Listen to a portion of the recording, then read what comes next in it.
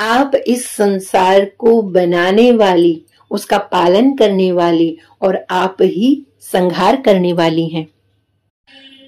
त्रिगुण त्रिसुर आलय ब्रह्मा विष्णु महेशानाम सुप्रतिष्ठा करा परा। तो हे मां, आप इस सृष्टि की रचना और उसकी पालन और उसका संहार कैसे करती हैं? त्रिगुण यानी 3 गुणों वाली सृष्टि बनाई, सत्व रज और तम, और त्रिसुर आलय और 3 देवता कौन है? बोले ये सृष्टि क्या है? ये घर है। कौन सा? बोले इन 3 गुणों से, और 3 गुणों से ये संसार चल रहा है, सत्व रज और तम। और उसके लिए मां आपने ब्रह्मा, और त्रिसुर कौन है? ब्रह्मा विष्णु यानी 3 देवता कौन से? जो इस सृष्टि का पालन संहार और रचना कर रहे हैं। उसके पीछे परम शक्ति कौन है? हे मां, आप ही हैं। इसलिए कहा ब्रह्मा विष्णु महेशा नाम सुप्रतिष्ठक करा परा।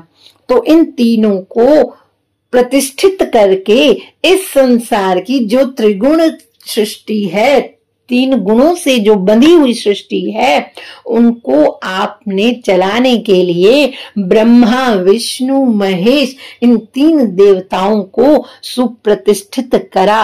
और आपने किसने? परा यानी परम शक्ति, उसके पीछे परम शक्ति मां आप ही है। चंचुला इस प्रकार स्तुति करते हुए उसकी आंखों में प्रेम के आंसू उमड़ आए। तब शंकर प्रिया पार्वती जी ने बड़े प्रेम से चंचुला को चुप कराते हुए कहा, सखी चंचुला, मैं तुम्हारी स्तुति से बहुत प्रसन्न हूं, बोलो क्या वर मांगती हो? तो चंचुला बोली, हे गिरिराज कुमारी, मेरे पति बिंदु इस समय कहां हैं? उनकी कैसी गति हुई है, मुझे बताइए, और कुछ ऐसा उपाय कीजिए ताकि हम फिर मिल सकें। तब पार्वती जी ने कहा कि हे चंचुला, तुम्हारा पति बहुत पापी था, उसका अंत बड़ा भयानक हुआ है। वैश्या के उपभोग करने के कारण वह मूर्ख नरक में अनेक वर्षों तक अनेक प्रकार के दुख भोग कर अब शेष पाप भोगने के लिए विंध्य पर्वत पर पिशाच योनि में वो रह रहा है, और वह वायु पीकर रहता है और सब प्रकार के कष्ट झेल रहा है। यह सुनकर चंचुला अत्यंत दुखी हुई और कहा, मां, कृपा करके अब आप मेरे पति का उद्धार कीजिए, मुझे वह उपाय बताइए जिससे मेरे पति का जो है उद्धार हो सके, उसकी परम गति हो सके। तब मां ने कहा, यदि तुम्हारा पति शिव पुराण की पुण्यमयी कथा सुने तो वह उत्तम गति का भागी बन सकता है। तब चंचुला ने कहा, मां, मेरे पति को शिव पुराण की कथा सुनाने की व्यवस्था कीजिए। तब मां ने भगवान शिव की महिमा का गान करने वाले गंधर्वराज तुम्बुरु को बुलाकर कहा कि तुम मेरी सखी के साथ विंध्य पर्वत पर जाओ, वहां एक महाघोर और भयंकर पिशाच रहता है, और वह पिशाच पूर्व जन्म में मेरी सखी का पति था। तुम उसके सामने पापों का नाश करने वाली परम पुण्यमयी शिव पुराण की दिव्य कथा कहना। उसे सुनकर उसका हृदय पापों से मुक्त होकर शुद्ध हो जाएगा और वह प्रेत योनि से मुक्त हो जाएगा। और फिर उस बिंदु नामक पिशाच को विमान में बिठाकर तुम शिवजी के पास ले आना। तो मां पार्वती जी का आदेश पाकर तुम्बुरु अपने भाग्य की सराहना करते हुए चंचुला को साथ लेकर विमान से विंध्य पर्वत पर गया। वहां उस विकराल आकृति वाले पिशाच को देखा। वो पिशाच कभी हंसता, कभी रोता, तो कभी उछलता था। महाबली तुम्बुरु ने पिशाच को पाशों से बांध लिया। फिर तुम्बुरु ने शिव पुराण की कथा बांचने के लिए मंडप की रचना की। शीघ्र ही इस बात का पता सब मुनियों को चल गया कि एक पिशाच के उद्धार के लिए देवी पार्वती जी की आज्ञा से तुम्बुरु शिव पुराण की अमृत कथा सुनाने विंध्य पर्वत पर आया है। तो उस कथा को सुनने के लिए सब ऋषि मुनि वहां पहुंच गए। सभी को आदर पूर्वक स्थान दिया गया।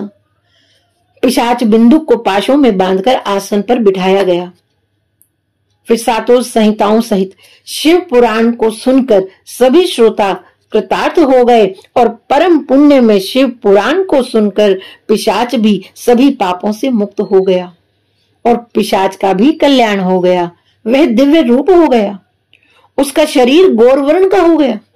उसने सुंदर दिव्य वस्त्र और आभूषण धारण किए हुए थे और इस प्रकार दिव्य देहधारी होकर बिंदुक अपनी पत्नी चंचुला के साथ स्वयं भी शिवजी का गुणगान करने लगा।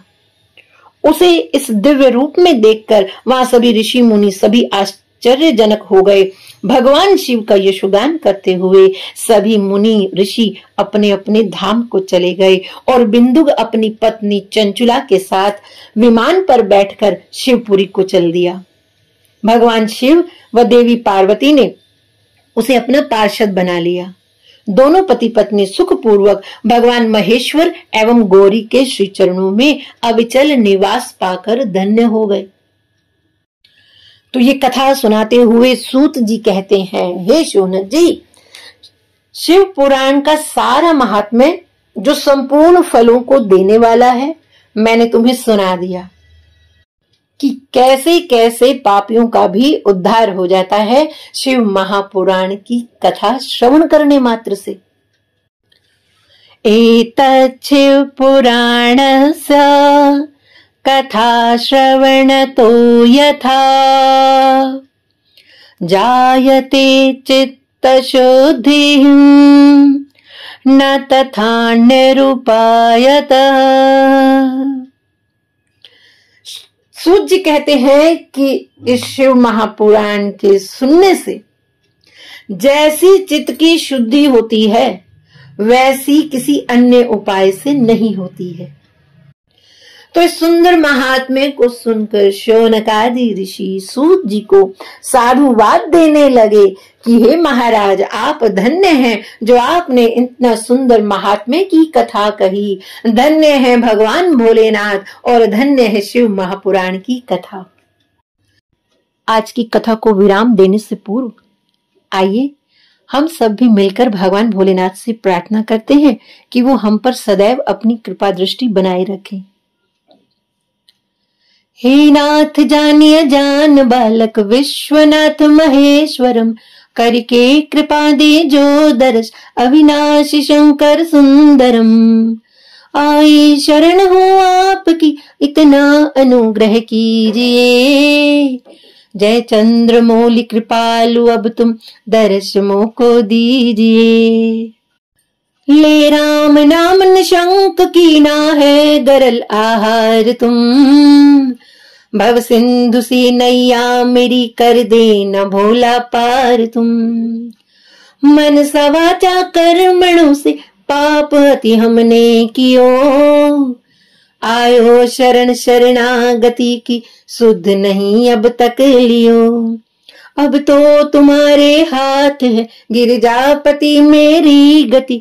जय पशुपति जय पशुपति जय पशुपति जय पशुपति।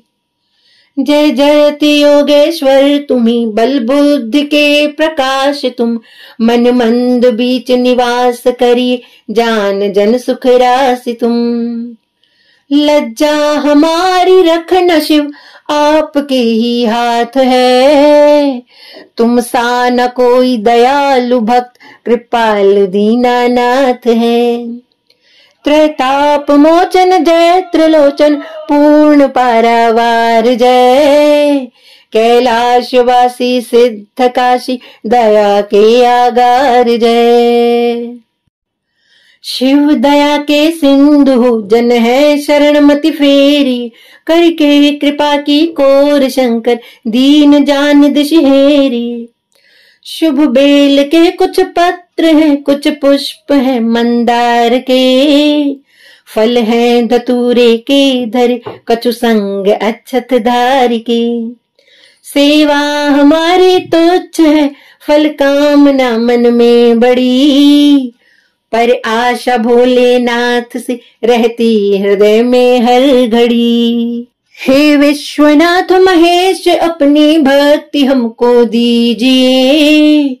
निर्भर निडर निशंक करिए शक्ति